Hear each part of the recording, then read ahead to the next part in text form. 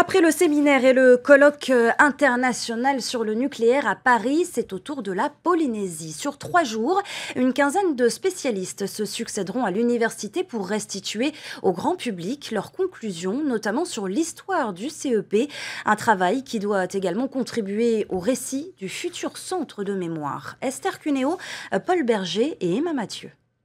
Il est vrai que la Polynésie a bien voulu être le siège de cette grande organisation.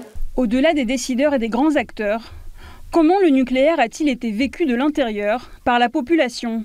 Les chercheurs dirigés par les historiens Renaud Meltz et Alexis Vrignon entendent justement y répondre. Et c'est précisément ce que le pays leur a demandé. On sait quand même qu'il y a eu 193 essais, que c'est l'État français qui a décidé de les faire ici, etc. Ce qui nous manque aujourd'hui. Donc ce qui nous manque aujourd'hui, c'est ce qu'on a voulu documenter davantage, c'est comment ça s'est passé, qu'est-ce que ça a fait sur la vie des gens. Le pays estime que 75% de la population a au moins un ascendant ou un parent qui a travaillé sur les sites. Si le rapport des chercheurs s'intéresse à l'histoire contemporaine détaillée du CEP, il y consacre également un volet mémoriel à la demande du pays.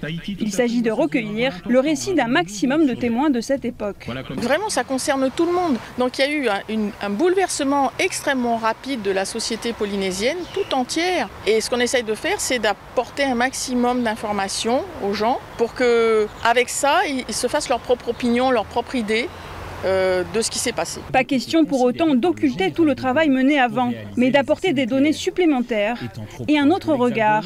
Si le livre né du rapport se présente comme la première grande synthèse sur l'histoire de la bombe nucléaire française, l'ouvrage est surtout le premier à bénéficier de l'ouverture récente de nouvelles archives. C'est pas pour dénigrer ce qui s'est fait avant, bien sûr.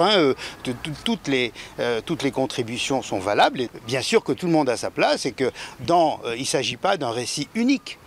Il s'agira de prendre en compte le travail qui a été fait avant même par Bruno Barillot, par des gens comme ça, qui ont apporté des éléments, des témoignages et tout. Donc c'est pas la vérité révélée, on n'a pas ramené la nouvelle Bible, on a apporté une pierre à la construction d'une réflexion qui a l'avantage, par rapport peut-être à d'autres antérieures, et c'est aussi ça qui fait l'intérêt, d'être pluridisciplinaire. Financée par le pays à hauteur de 23 millions, cette synthèse pourrait également servir de base pour alimenter le futur centre de mémoire. Et le travail ne s'arrête pas là. Le ministère des Armées a aussi accepté de financer un poste de doctorant chargé d'éplucher pendant 3 ans ces archives. De quoi faire quelques découvertes.